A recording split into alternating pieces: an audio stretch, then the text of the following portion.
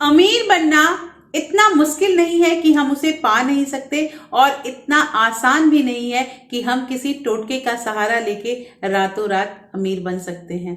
दोस्तों, इसके लिए एक रणनीति तैयार करनी होती है, एक स्ट्रैटेजी जिसमें हम स्टेप वाइज काम करेंगे तो हम भी अमीर बन सकते हैं।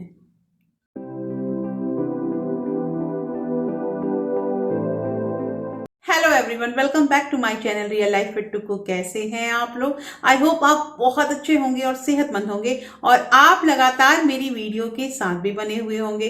दोस्तों, आज की जो वीडियो है, इस वीडियो में हम बात करेंगे कि हम अमीर कैसे बन सकते हैं। देखिए, मैंने तमाम वीडियो बचत करने पे बनाए हैं। मैंने पैसों की बचत करनी है, पैसे को निवेश करना है, कहाँ कहाँ करना है, ये सारा कुछ मैंने आप लोगों को बताया है। लेकिन आज के इस वीडियो में आप लोगों से बात करूंगी 7 ऐसी गलतियां जो मैंने की है अपने लाइफ में, और इस चीज का मुझे आज अफसोस होता है। जब मैं अपना बीता समय देखती हूं तो मुझे इस बात का अफसोस होता है कि शायद मुझे उस वक्त किसी ने ये बात बताई होती तो आज जहां हूं मैं वहां से ऊपर ही होती। तो दोस्तों, ये 7 गलतियां मैं आज आप लोगों से शेयर करने वाली हूं। ये वीडियो बहुत इंटरेस्टिंग है क्योंकि इस वीडियो से हमें बहुत कुछ सीखने मिलता है। तो चलिए, वीडियो स्टार्ट होने से पहले एक नम्र निवेदन है कि अगर आप लोगों ने अभी तक रियल लाइफ विद टुकू को सब्सक्राइब नहीं किया है तो प्लीज सब्सक्राइब कर लीजिए अपने इस चैनल को, और साथ में जो बेल आइकन है उसे भी जरूर प्रेस कर दीजिएगा ताकि ऐसे ही इंटरेस्टिंग वीडियो की नोटिफिकेशन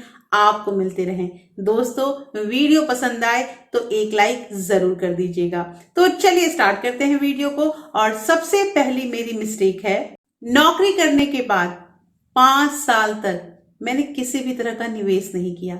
दोस्तों, निवेश क्या होता है, इन्वेस्टमेंट क्या होता है, वो मुझे पता ही नहीं था। मुझे कहाँ पैसे लगाने हैं, कितने पैसे लगाने हैं, ये कुछ भी मुझे मालूम नहीं था। और मैं इंटरेस्टेड भी नहीं थी कि मतलब पैसे बन भी सकते हैं। मुझे बस इतना पता था कि जितने मैं पैसे कमा रही हूँ उन पैसों को अगर मैं कुछ उसका % बचा लेती हूँ तो वही काफी है। बचत करना मुझे आता था और कुछ मैंने सीखा है, लेकिन निवेश नाम की भी कोई चीज होती है ये मुझे पता ही नहीं था।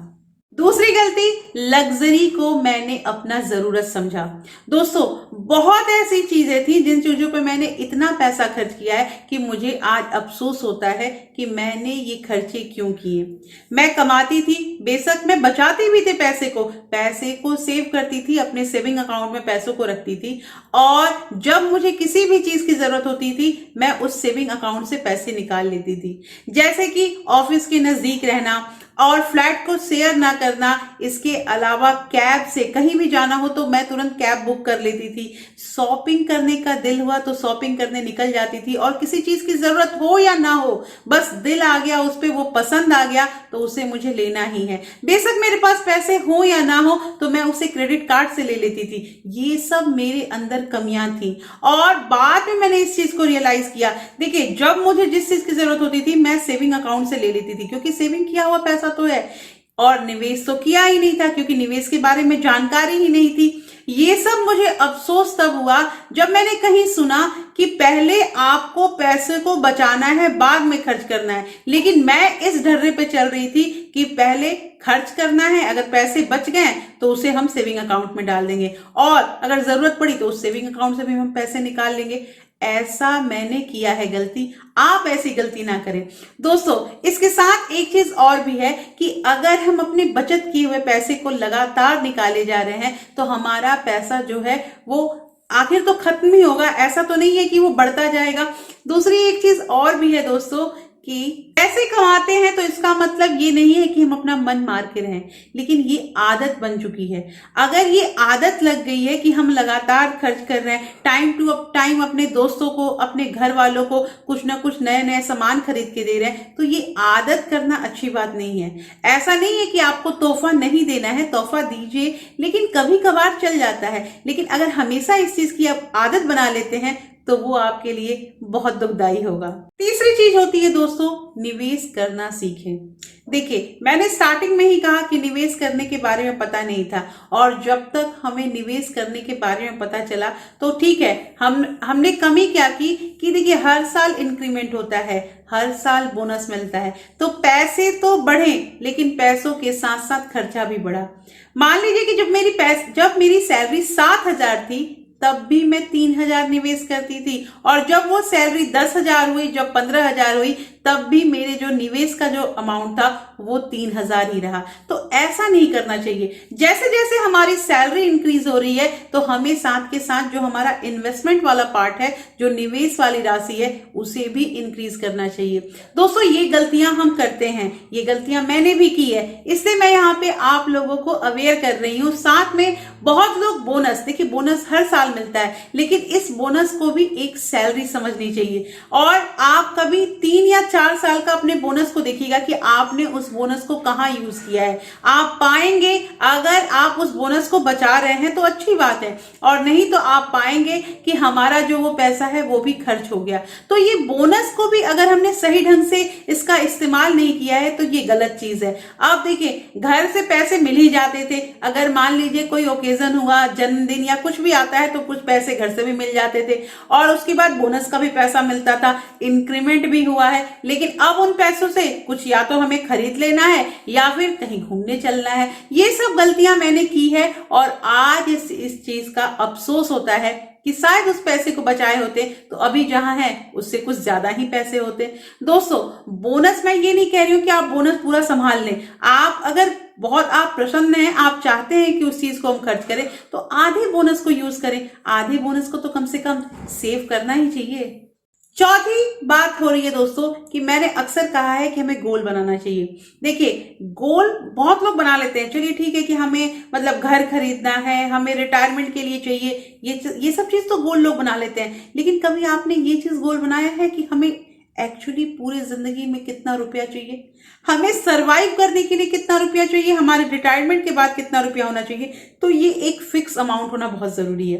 दोस्तों बहुत लोग क्या करते हैं कि अपना गोल बनाए नहीं है और बस एट रैंडम चल रहे हैं, जो गलती मैंने की। मेरा कोई गोल नहीं था, मैं कमा रही थी, पैसे बचा रही थी, और जब जरूरत पड़ रहा था तो उस पैसे को खर्च कर रही थी। तो इससे मुझे बहुत कुछ अफसोस हुआ, बाद में अफसोस हुआ जब मेरा मतलब मैंने कुछ चीज पढ़ी और कुछ जाना कि कैसे क्या करते हैं। उस समय अफसोस हुआ कि काश ये ज्ञान उस वक्त हुआ होता तो कुछ पैसे बचा लेते। इसके अलावा दोस्तों बहुत लोग ऐसा करते हैं ना कि बहुत सारे गोल बना लेते हैं, उन्हें शादी भी करनी है, उन्हें घर भी खरीदना है, उन्हें रिटायरमेंट के लिए भी चाहिए, उन्हें बच्चों के एजुकेशन के लिए भी चाहिए। ये इतने सारे गोल बनाने पे भी वहां भी बैलेंस जो है वो बिगड़ जाता है।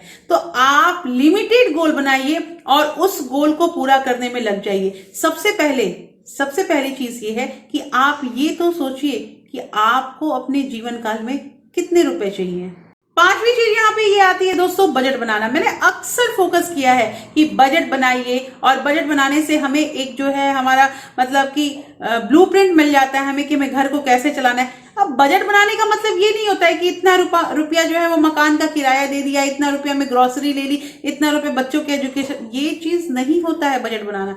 बजट बनाना ये चीज होता है कि आप एक बार अपने 1 महीने के बजट को बना के ये तो देखिए कि आपने कुछ सेविंग की या नहीं की। अगर आपकी जितनी सैलरी है और आपने उतने में अपने घर को चला लिया तो भी ठीक नहीं है, और अगर आपकी जितनी सैलरी है उससे ज्यादा में आपका घर चल रहा है, आपका जो अमाउंट है वो नेगेटिव में आ रहा है, तो भी ठीक नहीं है। और अगर आप अपनी सैलरी से पैसे बचा के कुछ सेव कर ले रहे हैं तो ये पता कीजिए कि आप कितना सेव कर रहे हैं। बजट बनाना ये बहुत जरूरी चीज है दोस्तों, और इसमें आपको तय करना है कि कितना पैसा आप सेव कर रहे हैं। देखिए स्टार्टिंग में मैंने ये चीज कहा ही है और मैंने खुद अपने ऊपर आजमाया है कि पहले मैं 10% पे थी, मैं 10% सेविंग मेरे से हो नहीं पाती थी, लेकिन 10% जब पैसा बचाना शुरू किया मैंने, शुरू में बहुत दिक्कत आती थी, क्योंकि अचानक अगर कोई बजटिंग करने लगेगा घर में, जिनके घर में लगातार खर्च हुए जा रहा है, हर चीज को, किसी भी चीज की जरूरत है तुरंत खर्च कर लिया, ये चीज जहां पे है, और वहां पे अगर लगाम लगाने की हम कोशिश करेंगे तो स्टार्टिंग में बहुत दिक्कत आती है। तो पहले मंथ में कोशिश किया 10% बचाने का, जो नहीं बचा। दूसरे मंथ में फिर कोशिश किया 10% बचाने का, जो नहीं बचा, लेकिन तीसरे मंथ में पैसा बच गया। और करते करते 1 साल 2 साल के बाद ऐसी स्थिति आ गई है कि मैं कम से कम 30% सेविंग कर ही लेती हूँ। दोस्तों छठी गलती हम ये करते हैं कि हम किसी से एडवाइस नहीं लेते। बहुत बार ऐसा होता है ना कि देखिए 2 चीज हमारे दिमाग में रहती है, एक हम एडवाइस इसलिए नहीं लेते हैं कि हमें ऐसा फील होता है कि अगर हम पैसों के बारे में बात करें तो वो अगला क्या कहेगा कि हमेशा पैसों के बारे में बात करती है, और या उसके मन में ये भी होगा कि अरे इसके पास इतने पैसे हैं, कहीं मेरे पैसे को नजर ना लग जाए, ये चीज होता है। और दूसरी चीज कि अगर हम उसे बता दें कि हमारे पास इतना पैसा है, हमें कुछ अच्छा एडवाइस दीजिए, तो कहीं वो हमें ये ना समझने लगे कि इसके पास तो पैसे ही नहीं है। तो ये दो बातें जो है ना वो हमारे दिमाग में चलती रहती है कि या तो हम बहुत पैसे वाले हैं या तो हमारे पास पैसे ही नहीं है। तो ये चीज सोचना बहुत गलत है।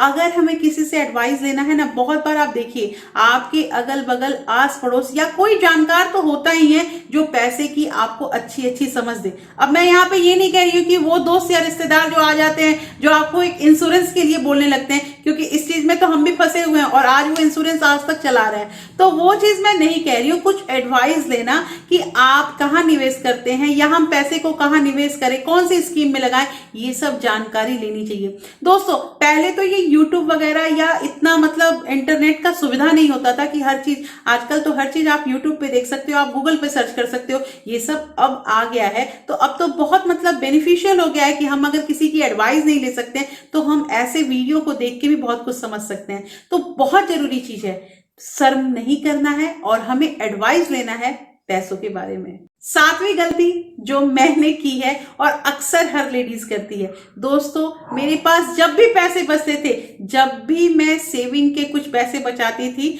और मैं क्या करती थी, जाके ऑर्नामेंट्स खरीद लेती थी। ऑर्नामेंट्स मुझे बहुत शौक था कि मेरे पास ये होना चाहिए वो होना चाहिए, और मैंने खरीदा भी।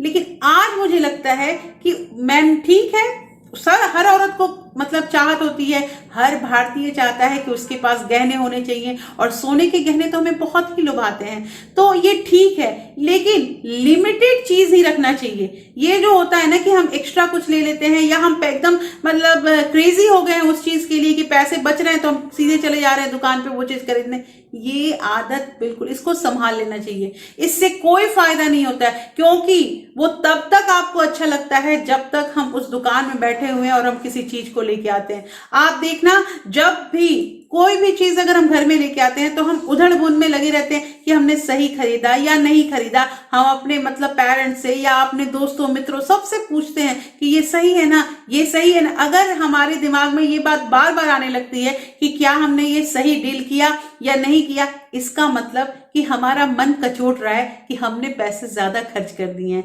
या ये पैसे जो हैं हम ये कहीं और खर्च मतलब इसे लगा सकते थे, इसे निवेश कर सकते थे। तो दोस्तों ये गलती मैंने की है। यहाँ पे मैंने आप लोगों को अपने जीवन के 7 ऐसे मिस्टेक बताए जिसको अगर आप कर रहे हैं तो समझ जाइए, और अगर आप नहीं कर रहे हैं तो बहुत अच्छी बात है, आप अमीरी की राह में आगे बढ़ रहे हैं। तो दोस्तों कैसी लगी आज की वीडियो मुझे जरूर बताइएगा। होपफुली इस वीडियो से आप लोगों को सीखने मिला है और ये वीडियो भी आप लोगों को पसंद आई होगी। अगर ये वीडियो पसंद आई है तो आप अपने फ्रेंड्स और फैमिली के साथ इस वीडियो को शेयर भी कर सकते हैं।